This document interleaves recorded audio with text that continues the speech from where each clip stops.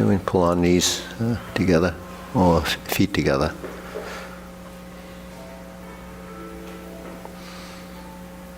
Yeah. Try to relax and sit into the stance. Just drop a knee gently.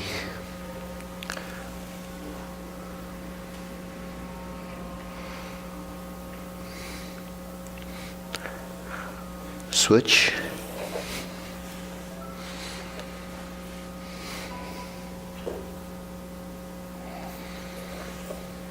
Back to center. Push on the knees a little bit. Okay, shake it out.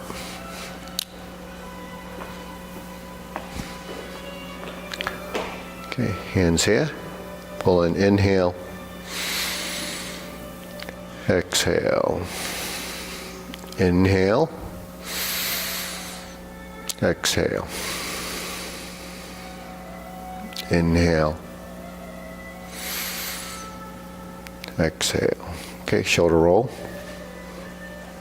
2, 3, 4, 5, 6, 7, 8, 9, 10.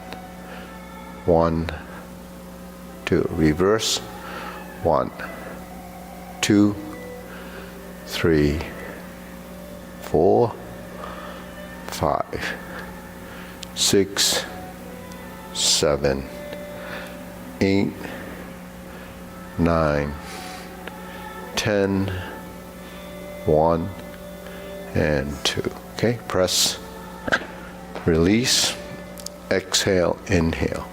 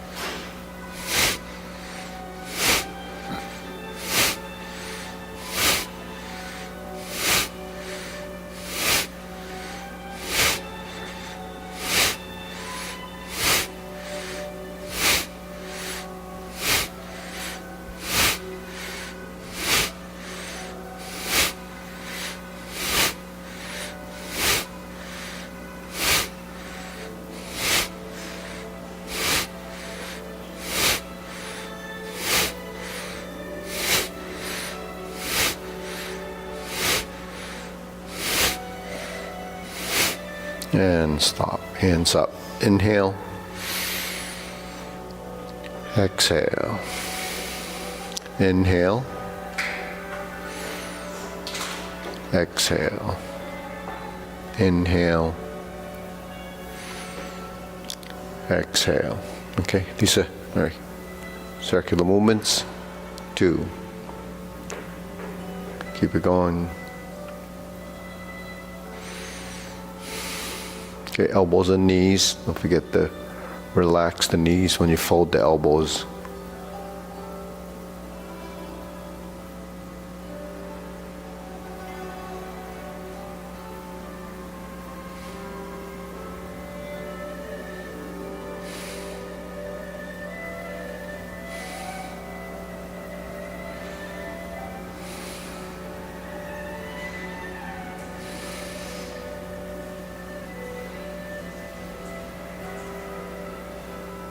Reverse.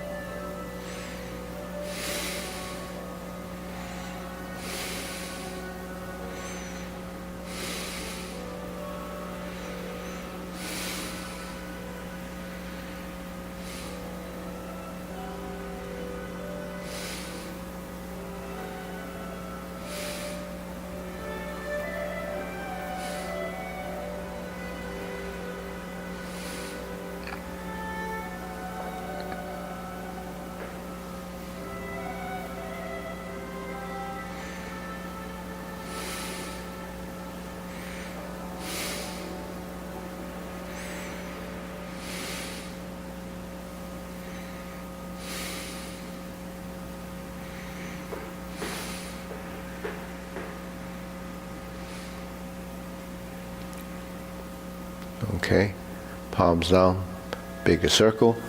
1, 2, 3.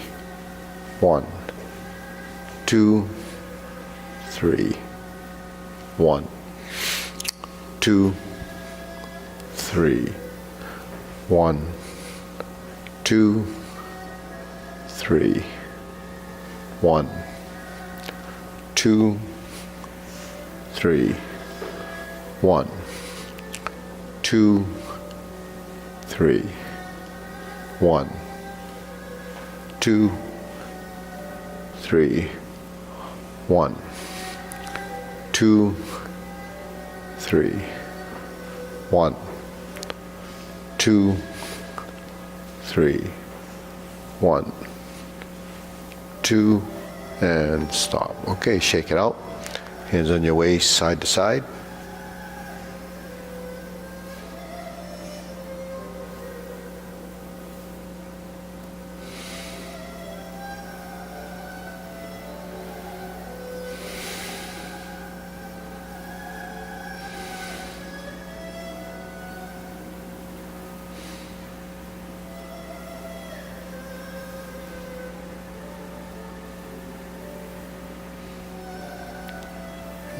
And Sana.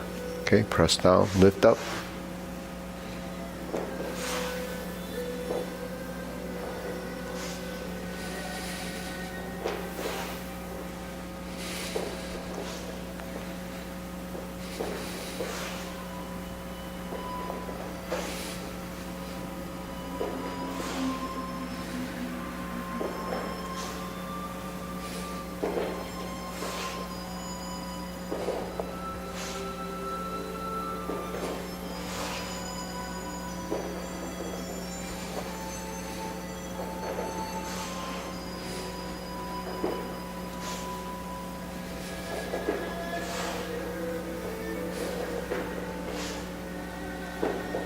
Okay, insert the needle.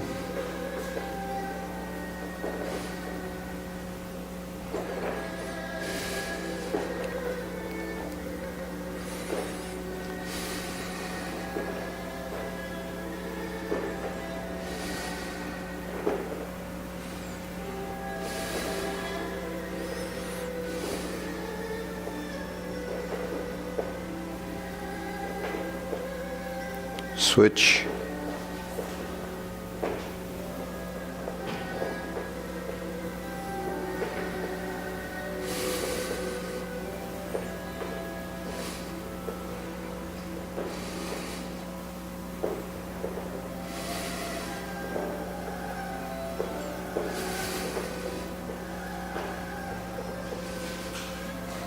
And Sana.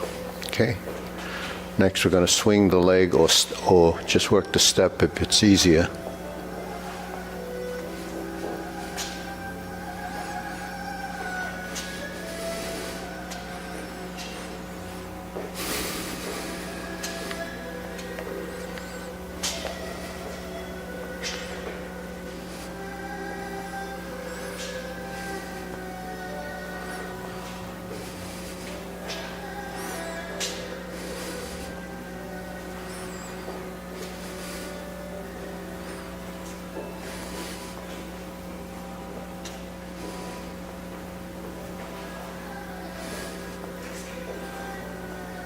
Okay, switch on the side.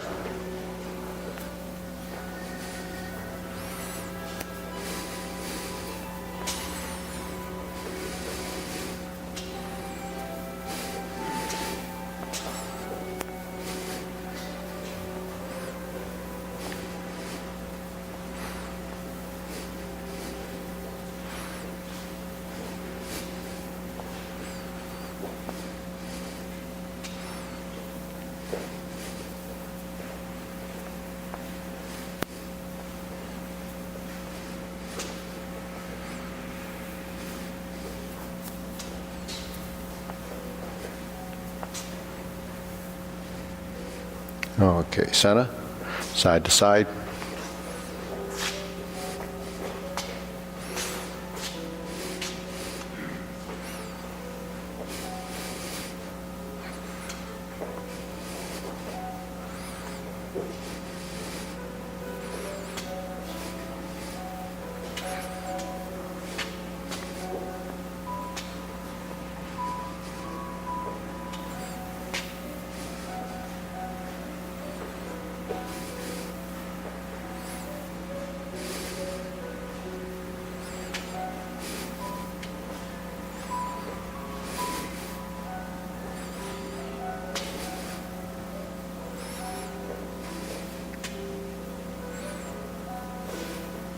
Okay, switch.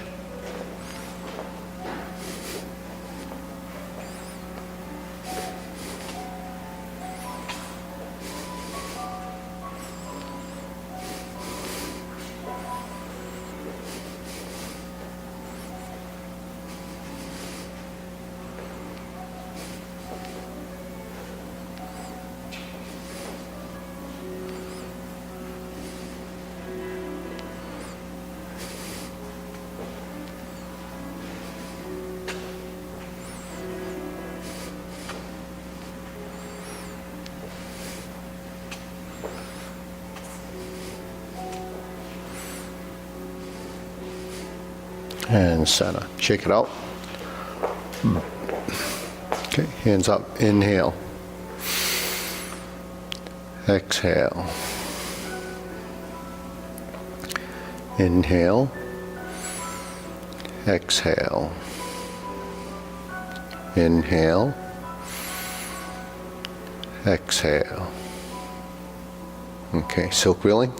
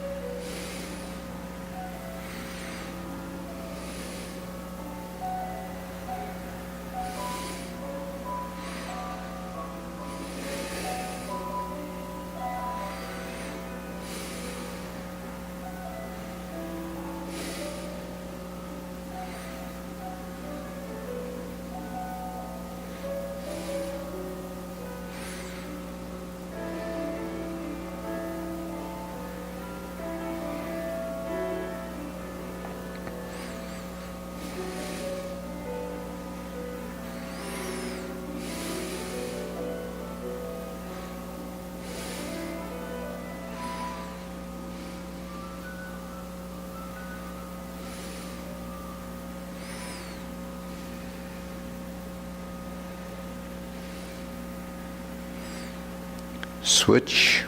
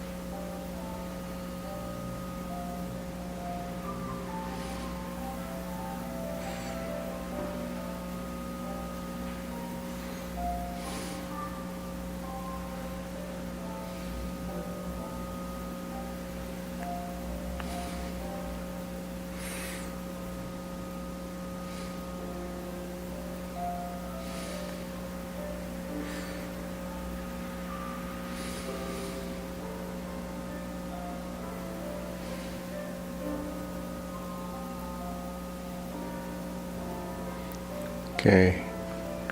Cross, open and close.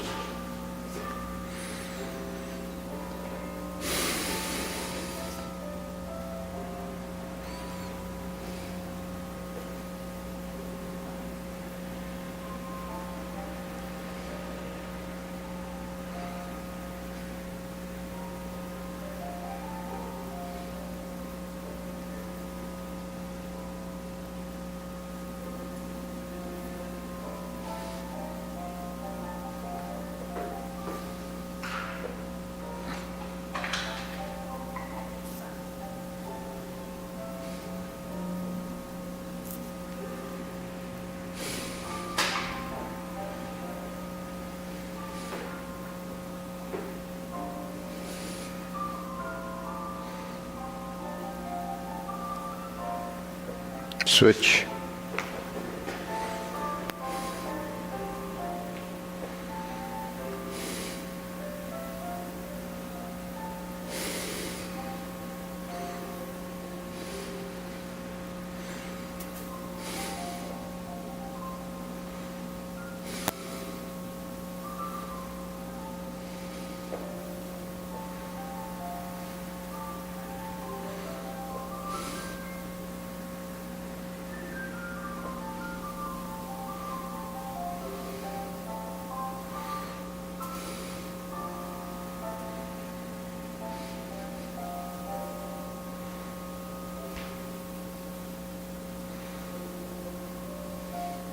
Okay, center, parallel stance, shoulder width.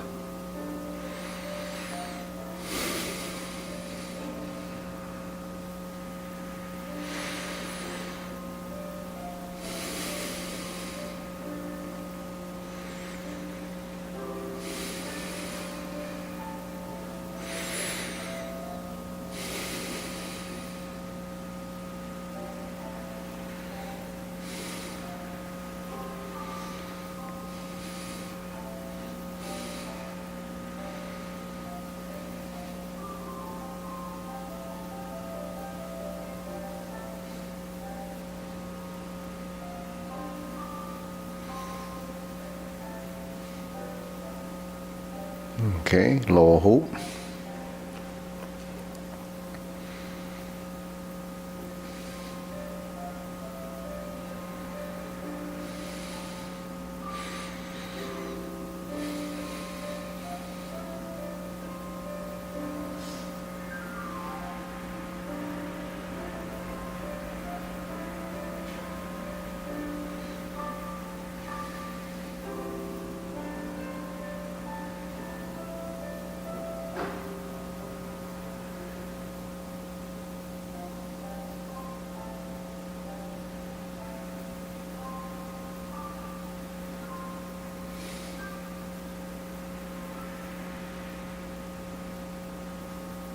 Shoulder height.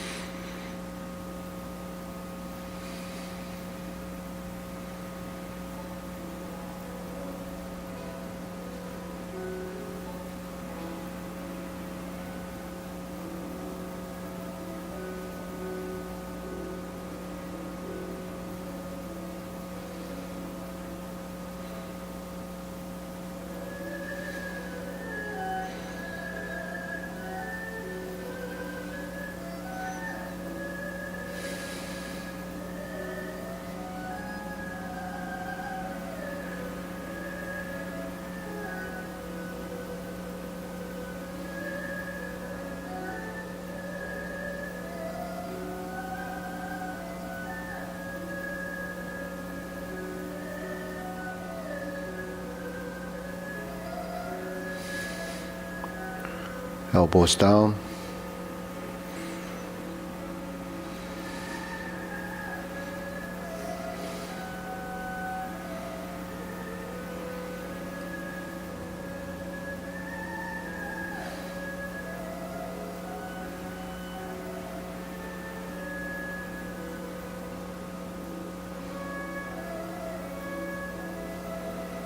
Okay, lower.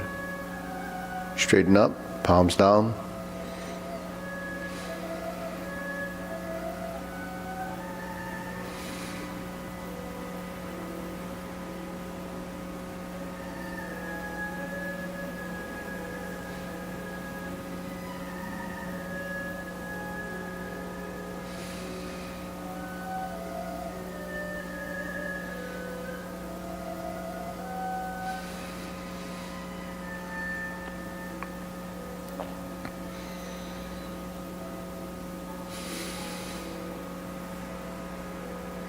Extend, thrust down.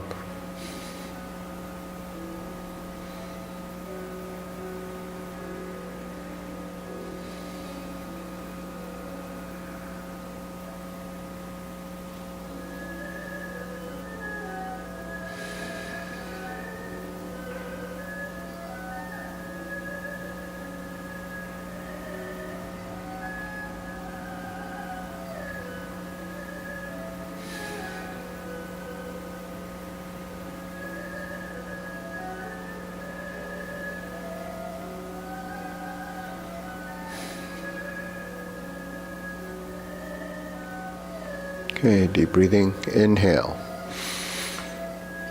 Exhale. Inhale. Exhale.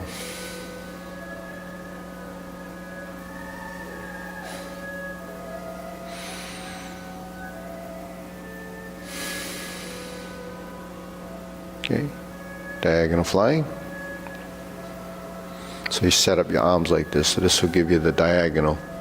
Shoulders and hips.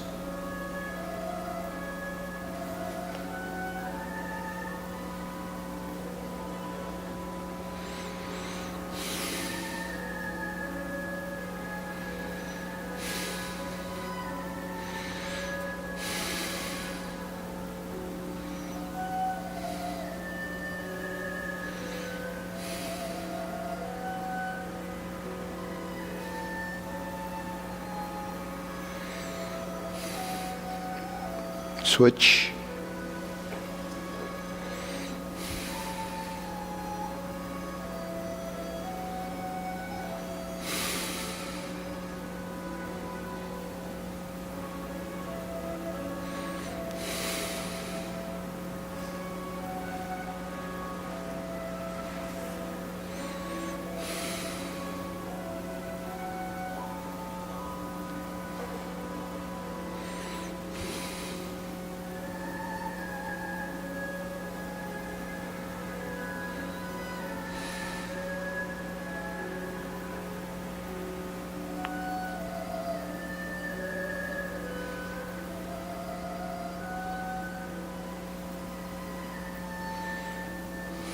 Okay, cloud hands.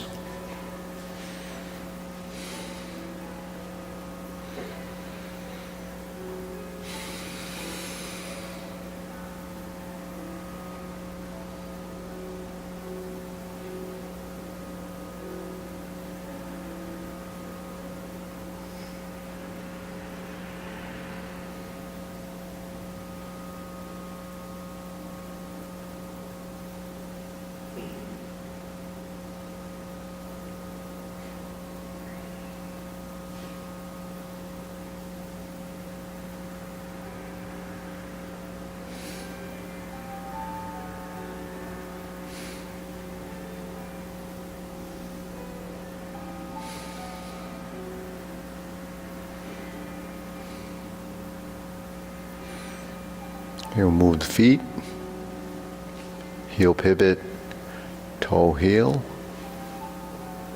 heel pivot, toe heel. Going back, heel heel to toe heel.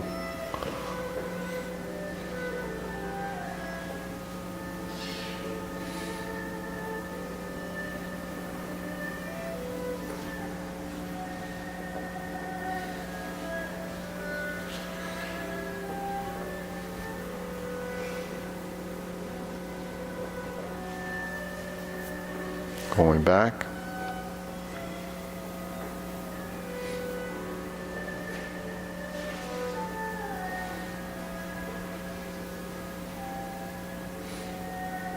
Okay, back to center.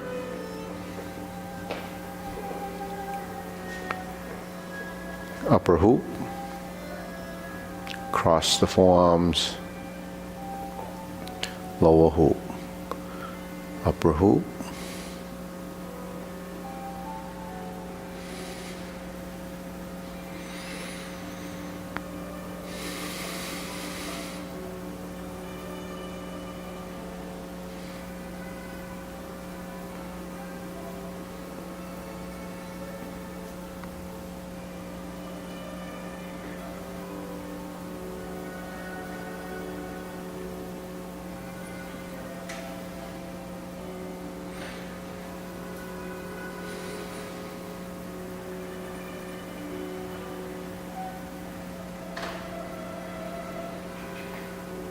Okay, parent turn, toe heel, leopard and tiger, springs to mountain, sit back, transition in the feet,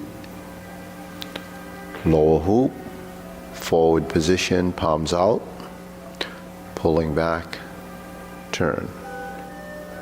Line up the toes, cross the forearm. Raise the hand. Bend from the waist, turn, pick up the hand on the way up, stork flap swings. Toe heel pivot, sink the elbow, push forward. Lower the hands, sit back, unweight, pivot, shift your weight, pivot, forward, palms out on the way back. Drop your elbows on the way around. Okay, should be left hand on the outside. Lift the hands, lift the arm, pick up the body, pick up the arm, toe heel pivot. One more time. Leopard and tiger springs to mountain.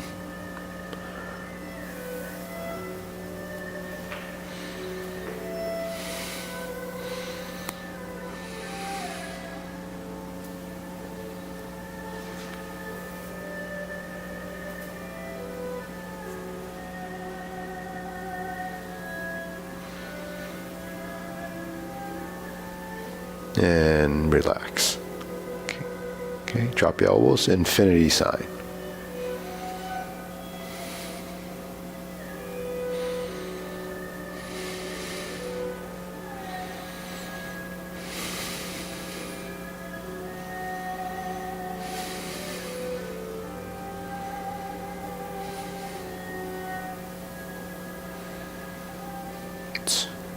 Expand and contract, open and close.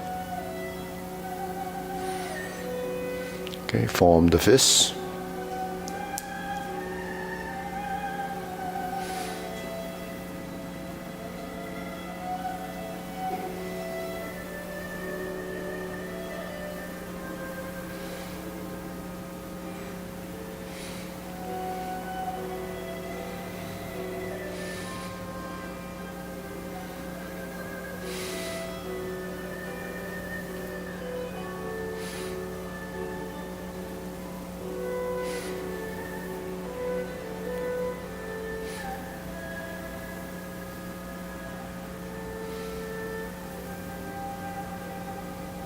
Okay, palms together, strum the lute.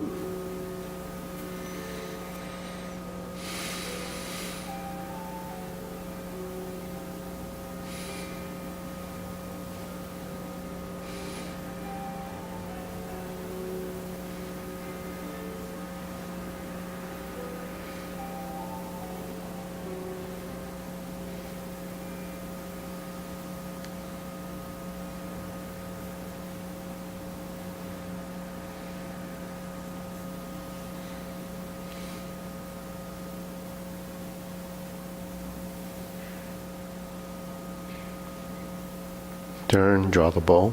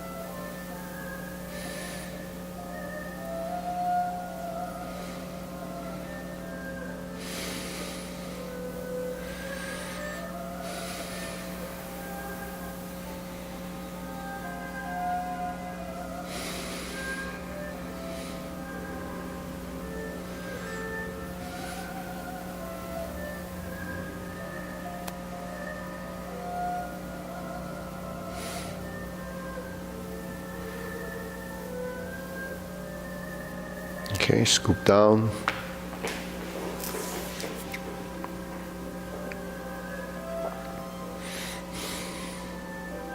Fan through the back.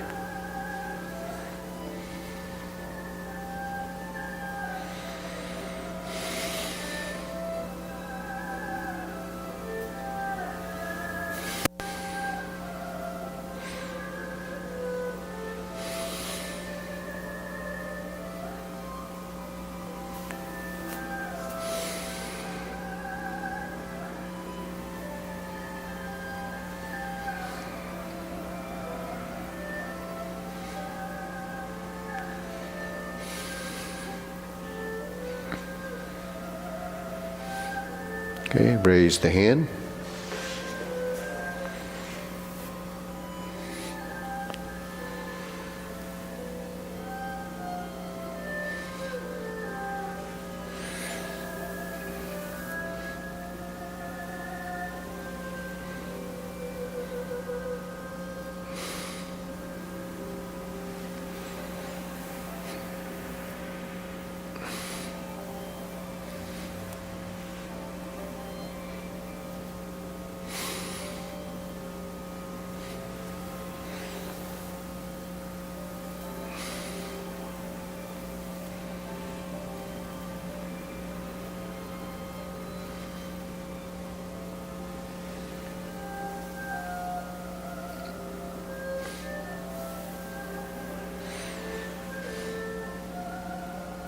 Okay, palms down, deep breathing.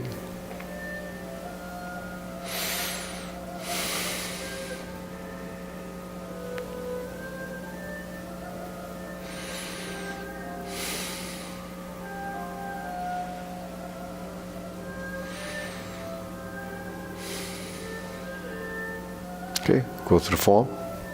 Short form ready, feet parallel, so square up the feet, shoulder width. Preparation. Sink the elbows, sink the knees, shift the weight. Vertical to horizontal. Sit back and turn the corner. Adjust your hips, square them up. Step forward, grasp the sparrow's tail.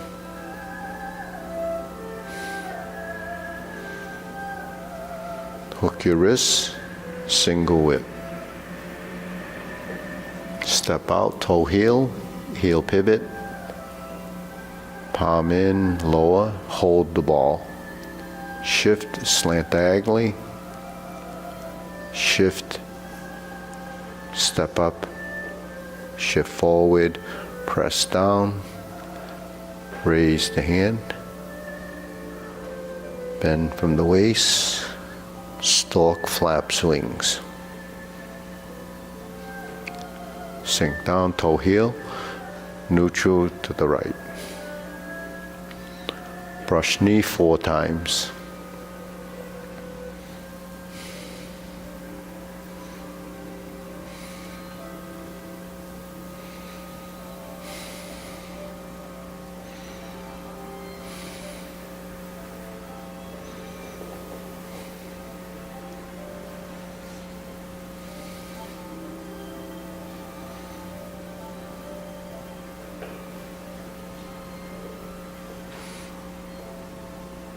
Strum the lute, turn to the right, center left palm up, lean forward, bring the rear leg up, parallel stance, shoulder width, form the right fist, and punch.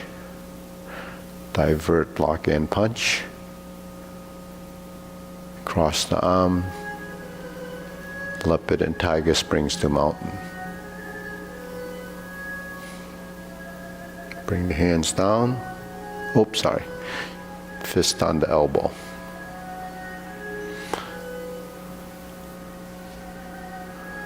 Reset the neutral.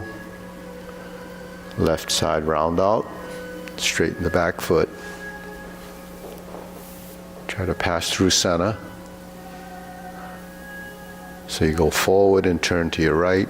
Straighten the back foot. Shift your weight back. Sit into the rear leg.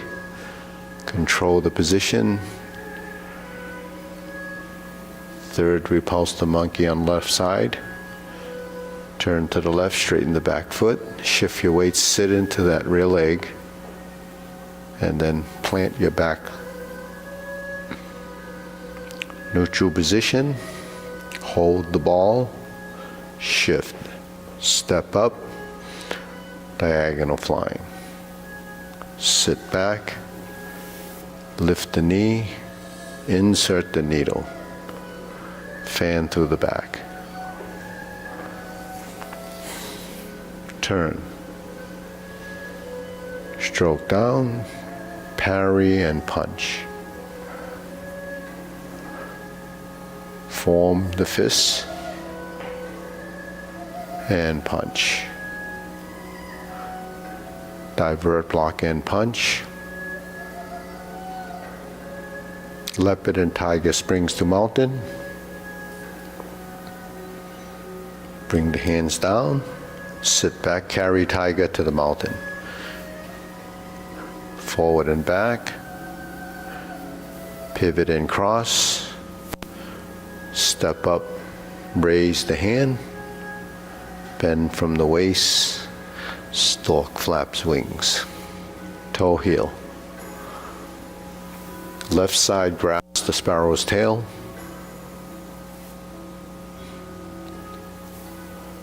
Hook your wrist, turn to the corner. Parallel stance, step out. Hold the ball. Flip the hands over, reverse the ball. Toe heel. Sit back, stroke down. Part the horse's mane.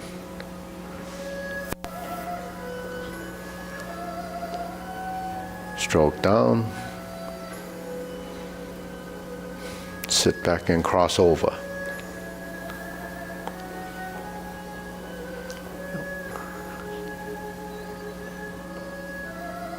Sit back and turn. Cross over. Step up. Forward and back.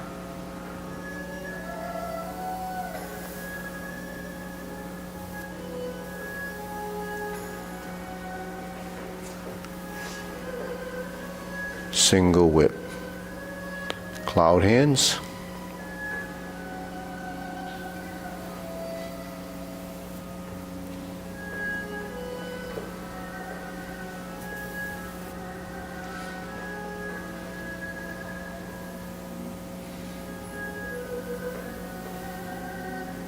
Single whip.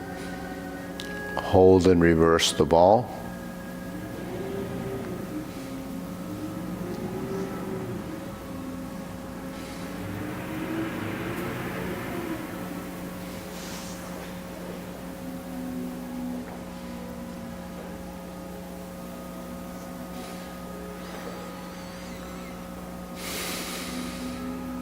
Okay, deep breathing. Inhale. Exhale. Inhale.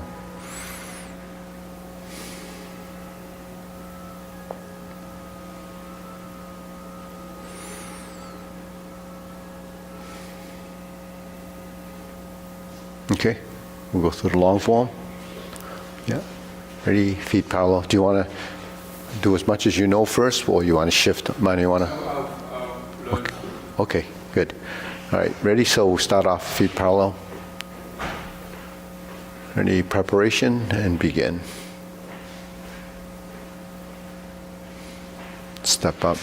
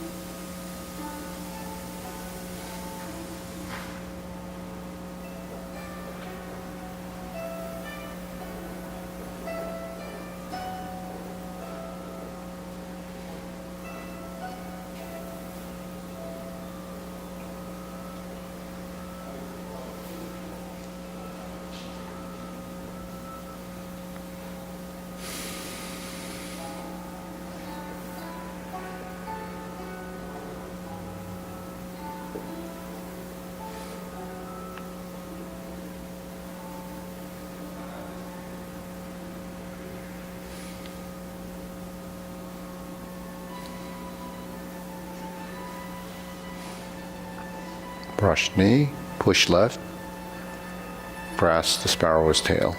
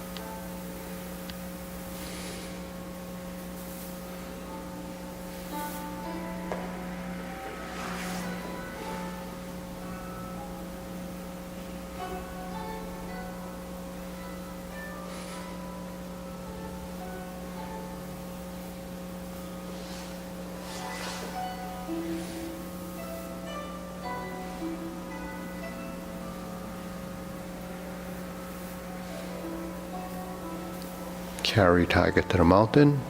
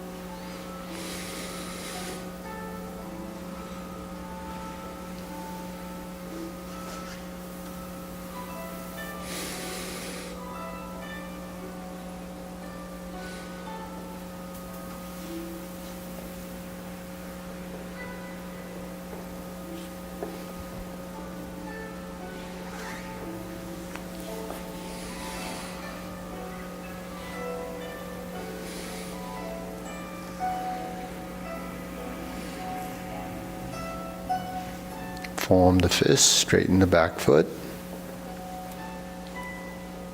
Divert, block, and punch.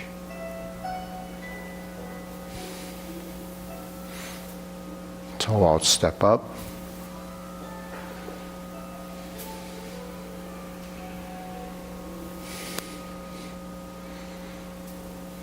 Single whip.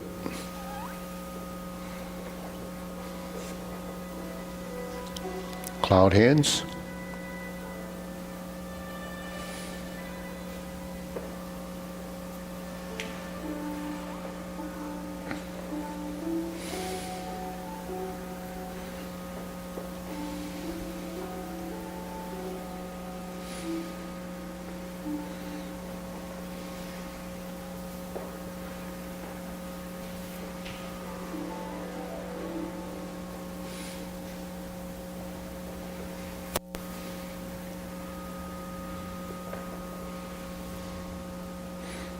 Okay, turn.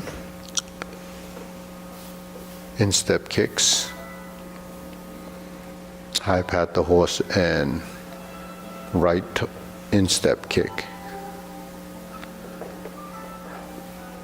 High pat the horse usually precedes the kicking movement.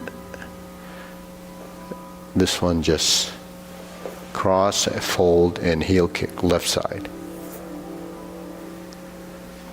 Brush knee, right and left.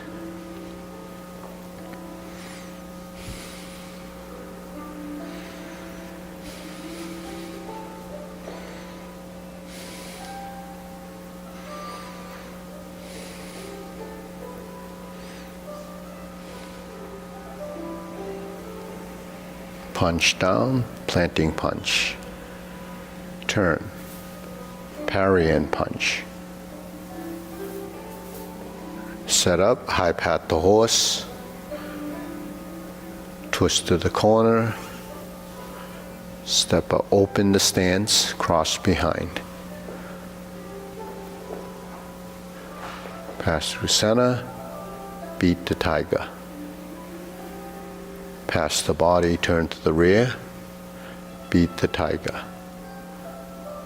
Lower hoop, Cross the forearms, level the elbows, open the hands, right heel kick to 2 punches to the ear.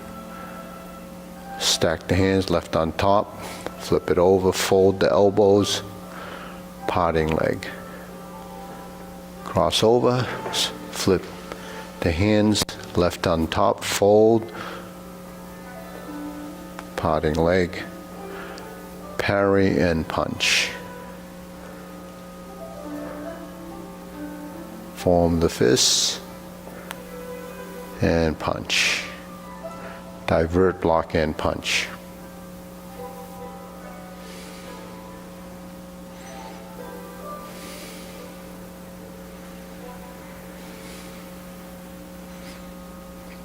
Carry tiger to the mountain. Cross the arms,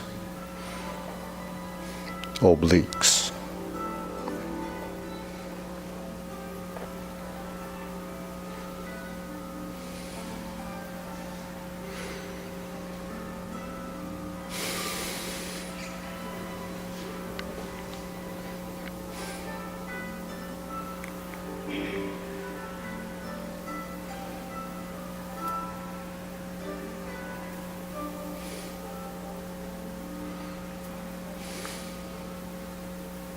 Single whip, back to the front.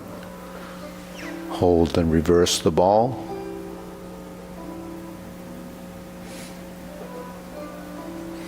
Diagonal flying right. Part the horse's mane.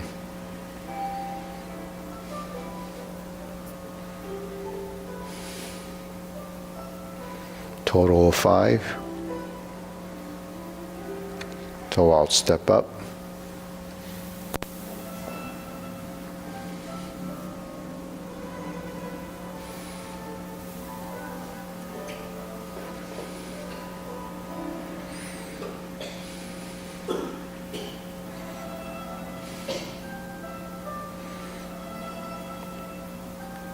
Four corners, Jade Lady work shuttle.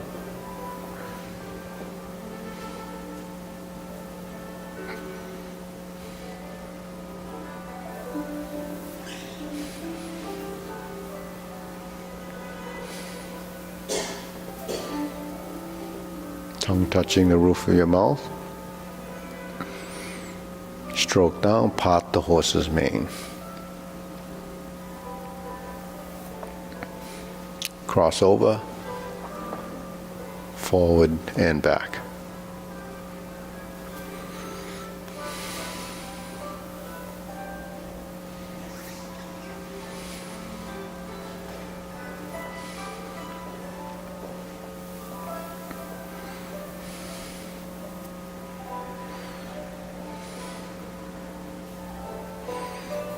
Grasp the sparrow's tail.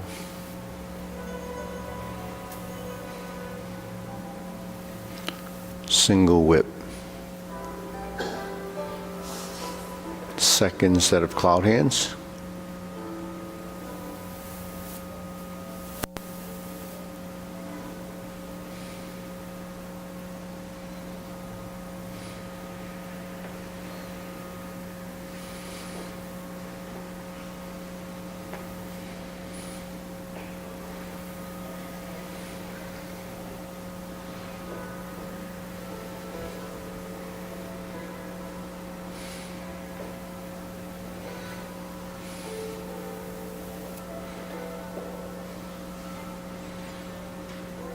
And then we're going to turn,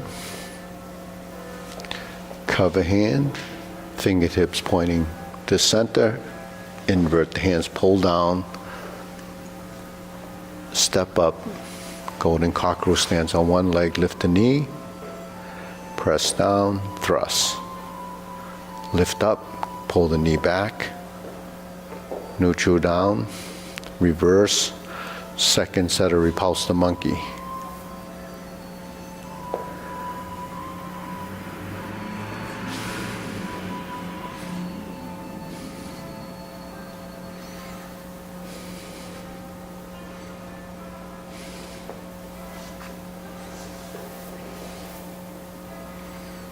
Neutral position, over hoop, Spin, carry tiger to the mountain.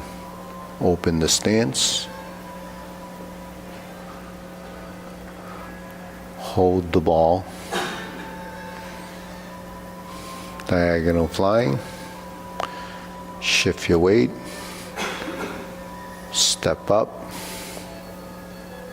Press. Raise the hand. Bend from the waist. Stalk flaps wings.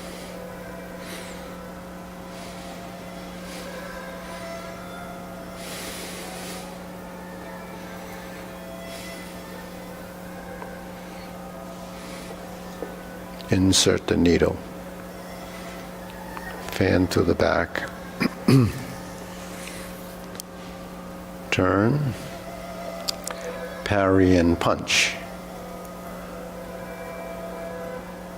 Form the fists. And punch. Sit back. Divert. Block. And punch. Toe out, step up. Grasp the sparrow's tail.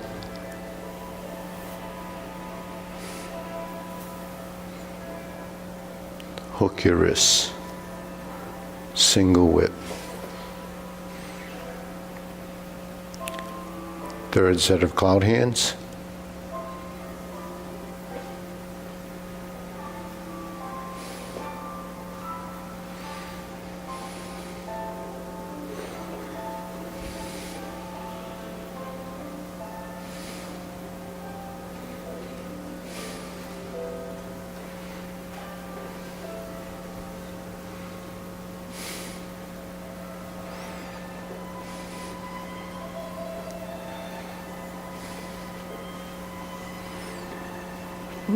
Turn. Palm strikes face. Turn. Single lotus. Left side brush knee and push. Forward. Toe out. Planting punch or punch down the crotch. Step up. Grasp the sparrow's tail. Single whip. Second downward posture.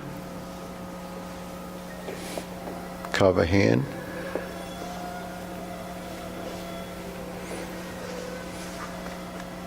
Step up to 7 star, cross it, and press.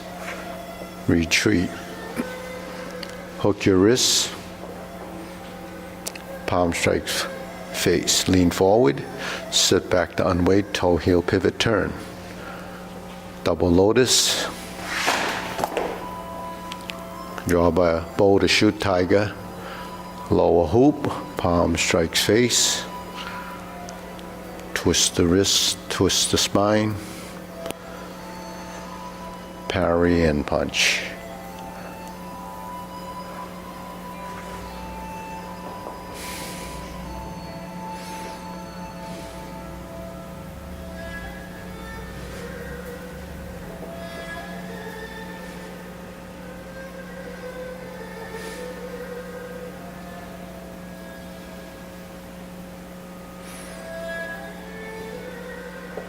Single whip.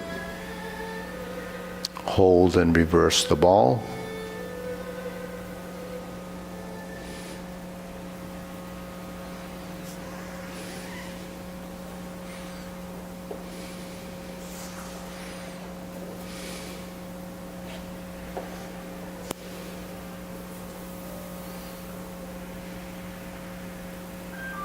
Okay, deep breathing.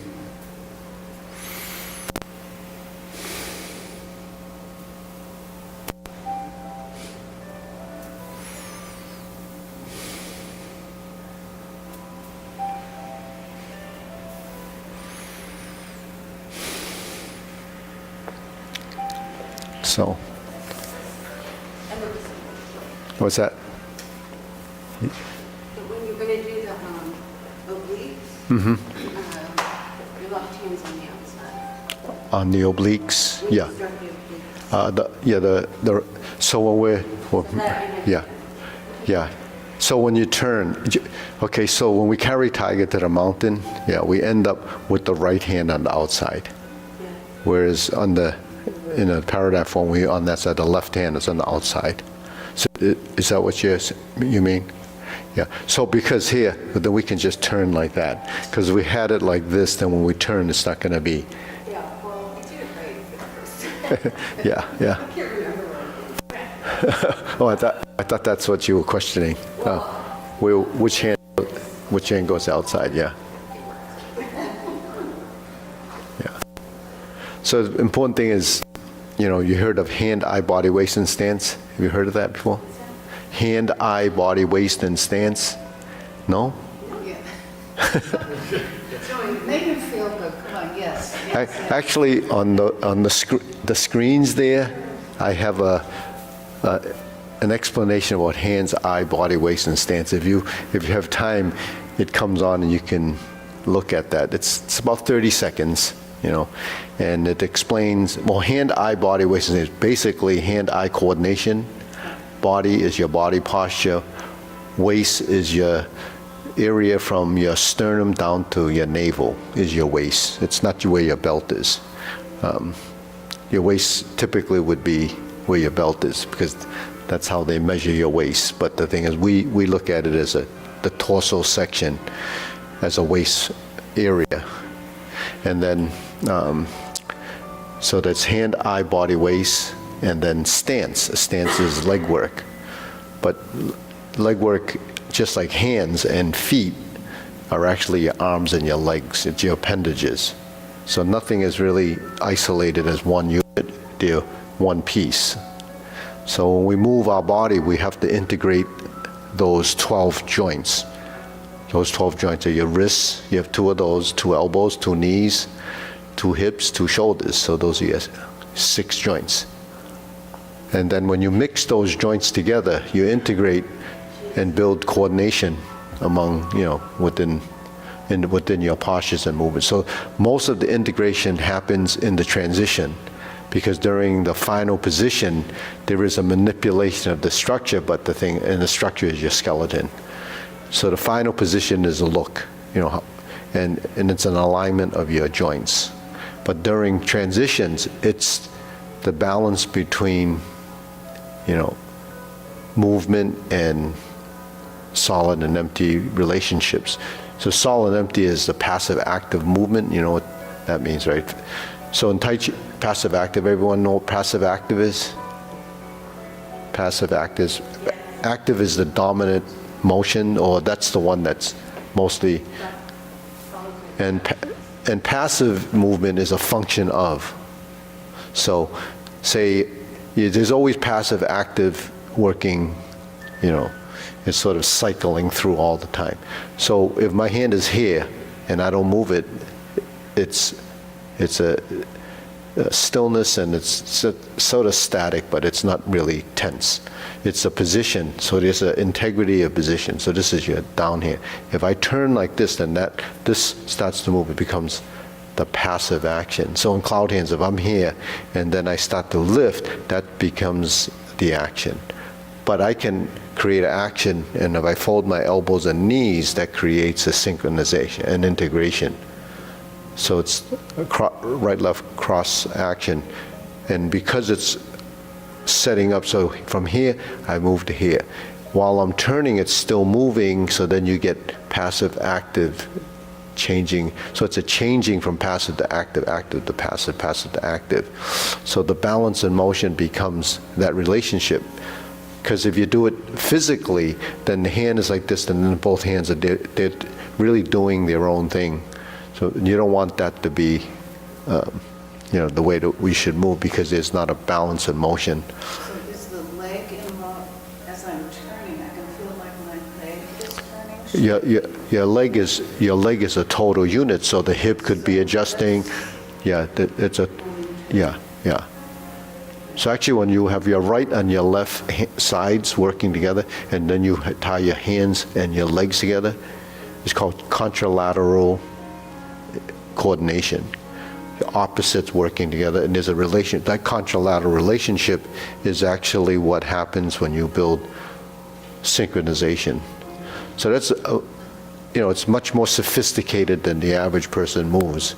But this is how we learn to move, and then train yourself to move like that.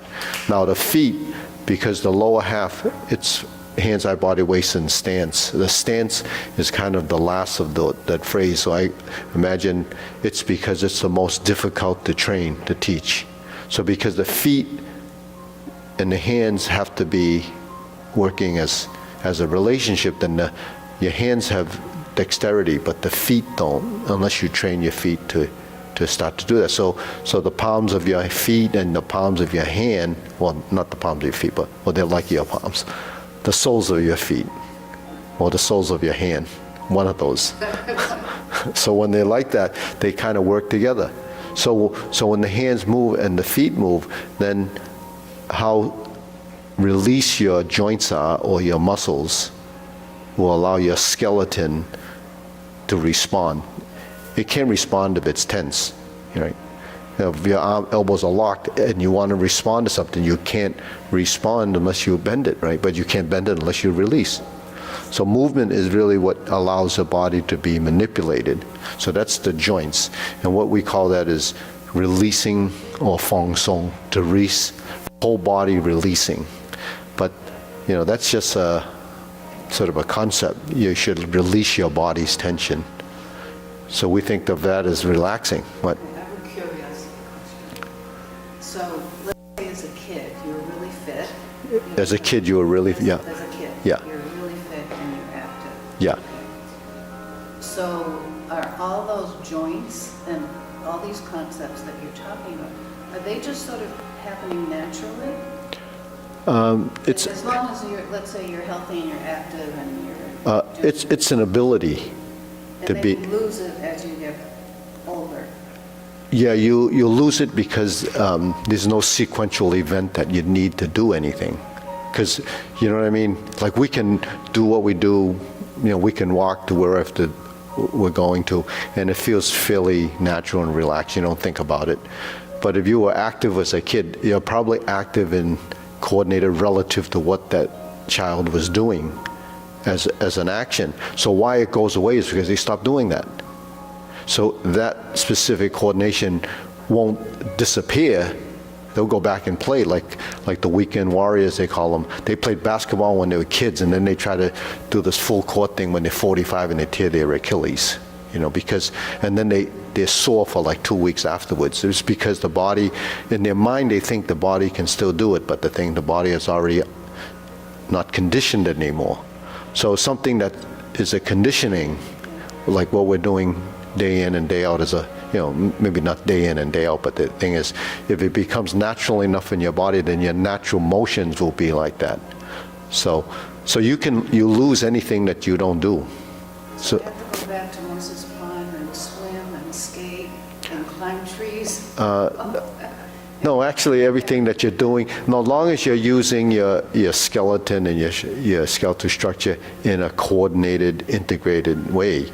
Like you wouldn't be able to climb a tree without integrating your body. Otherwise, you'd be, it's pretty hard to support yourself here and then move this leg and then then move over there and grab that limb. But that's, and that's kind of spontaneous. Not all trees are the same. So that, it's a variable. But the thing is, you're probably not strong enough to do that now because you're a lot lighter than. And then swimming, it's a coordination, but there's no grounding. When you swim, you don't have the relationship of forces on your body. Now, if you're efficient in the water, when the hand comes out, then that arm will be affected by gravity. But once you're in motion, then it becomes a muscular strength. So like doing Tai Chi in water you wouldn't get the same benefit because you don't get the feeling of upper and lower because there's no response from the soles of your feet. Your feet have to be touching ground for there to be a response. So that's... I'll have to keep on doing this. Yeah, so this is... Oh, I love So this is swimming on land. Yeah. See, in connection with an earlier question, what I find confusing between different forms is that I know when we carry tiger to the mountain, I know that the left hand is on the inside to enable us. To do that. But in 45, we come back and it's on the outside, and yet we're still going On, into, so which movement is on the 45 that's doing that? is it the 45 or 42? Oh yeah. It's after we come in and come down, and this is on the outside now. But we're going into, Well, because when you come to here and we're doing this movement, then this is, if you was on this side, then it would be, that's the brush knee. So when you do a brush knee, your hand is on the inside. right, but isn't it a brush knee after we come back here before Yeah, it is. we do? Yeah, so it's sort of a, That was my question. That's exactly what I learned today. yeah. Was that left on the outside? So when we're doing, well, every form is specific to the style or what they intend for the execution. So if we're in the neutral position, I turn this way. That's not a cross hand, that's the palms go together. Now, we're just using that as a reference to do this. Now, if the hands weren't like on the right place, then your hands would have to face each other or the back of the hands would be touching. See, because we're turning like this and the face of the palms are facing each other, then the hands would be naturally going this way. So they're both brush knee. Yeah. One has the hand the other way, Yeah, so, but it's still brush knee. yeah, so a brush knee is that unit. This is brush knee and push. It starts off from here, you turn here, that's a brush knee as a unit. The next piece, whatever posture that is going to be the follow-up. So in other words, if I did a brush knee here and I sit back and I do strum the lute, I would be moving, setting up the first position from the last position. So what the setup is, you sit back and you do this. So instead of sitting back and doing this, I sit back and I just lift my hand. Now when I get to this position, it looks the same as I did this, right? Because the position is the same, it's how you got there. So when you set up a position, whichever hand is on the out, say when we carry tiger to the mountain, my hand is here. And then when I sit back and I turn the body, then this hand is just dropping, but then I end up here. Because then the movement becomes this. Because it's on the outside and this hand can go down. If I carry tiger to the mountain and I put my left hand to the outside, then I'll have a little trouble getting my palms together. It still can brush, but they don't go through that position. So in the 45, they don't do that setup. They don't do this setup because they're not sitting back, they're going right from that position. So if you're in this position, then it's okay, you're not interfering with the sit back motion. The other one I discovered is in Tai Chi, we're doing palms down. Yeah. Palms are down, but In the Yang style, there's one up, one down. Yeah. one palm is up. Yeah. And so I'm always, which am I supposed to be doing? Yeah, so So it is different. they're both called rollbacks and diverting, right? So if I'm like this and I roll back like this, then I'm just diverting. Both hands can be down. Like in Kung Fu, we would have a position like this, from a dragon claw to a double palm. So this would be on the elbow or the wrist, and this would be on the elbow. When you do grasp the sparrow's tail and you do this, then the hand that does this actually becomes a hand that grabs, because your hand is like this. So the purpose of that is when you're taking the hand and you're twisting the hand, then because you're capturing the hand and you're twisting the hand like this to expose the elbow, so this hand becomes the elbow press and this becomes that. So then it becomes specific to a technique. So when you're doing form, it's just motion. Then it becomes intent. What are you doing with the motion? This would be okay, this would be okay, depending on what you plan to do with it. But the important part of both of those is not just that. It's that you sink your elbow and relax the shoulder. So if I go like this and I sink my elbow, then the hands will follow and the shoulder relaxes. So if you talk about a unit being your appendage, when the hand does this, there's a release.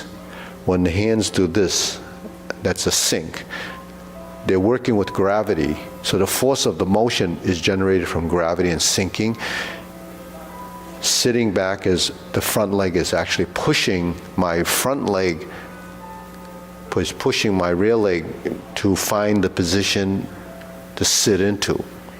So when I start to push here, this knee has to relax. When it relaxes, and it can't relax if your ankle is not releasing, so you have to sit and release the ankle so that when you sit, you yield to the front leg. So the relationship is yielding to each other. If I push forward, the reason why this would not be good is because there's not a relationship there. It's just a shift. When I sit back and I turn and I push off the back leg, so the intent of that motion becomes an effort. This becomes a passive action yielding to that.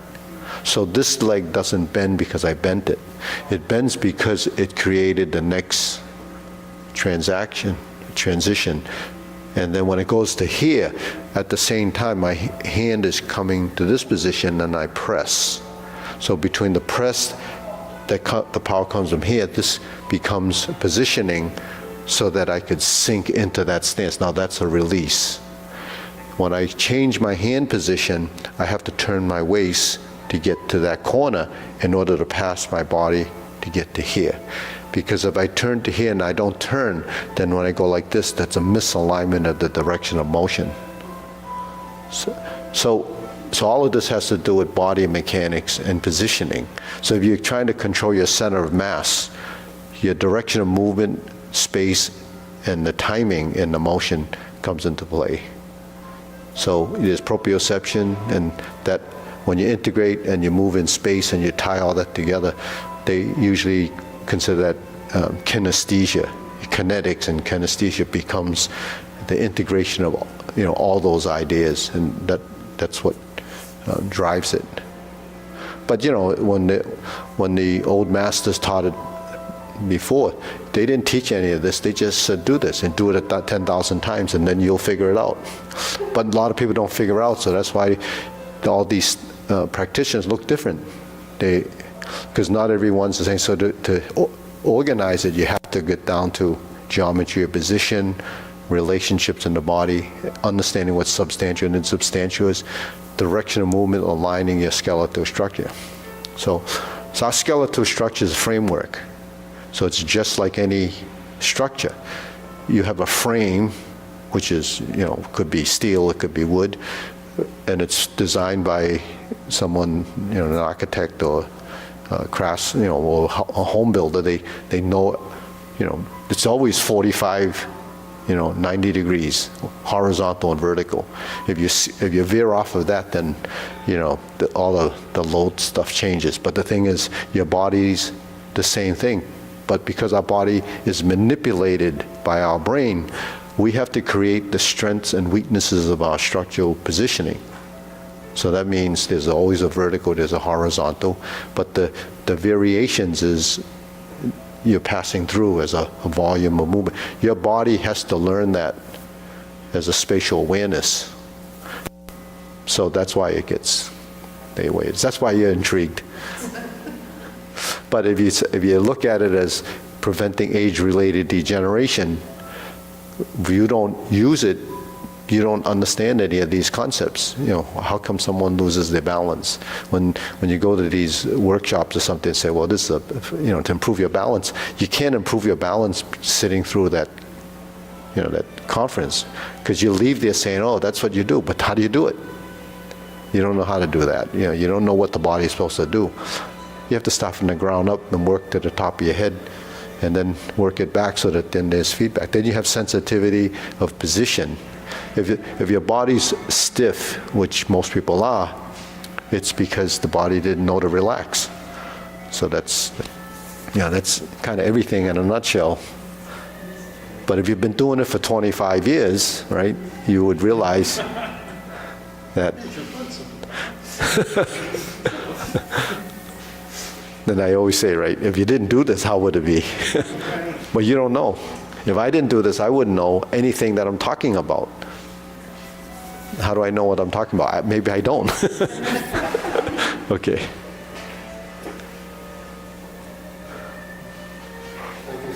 Thank you, Sue. Don't bump into the pole now. Okay, do you have time for another silly question? Okay, one silly question. Here, like this. Okay.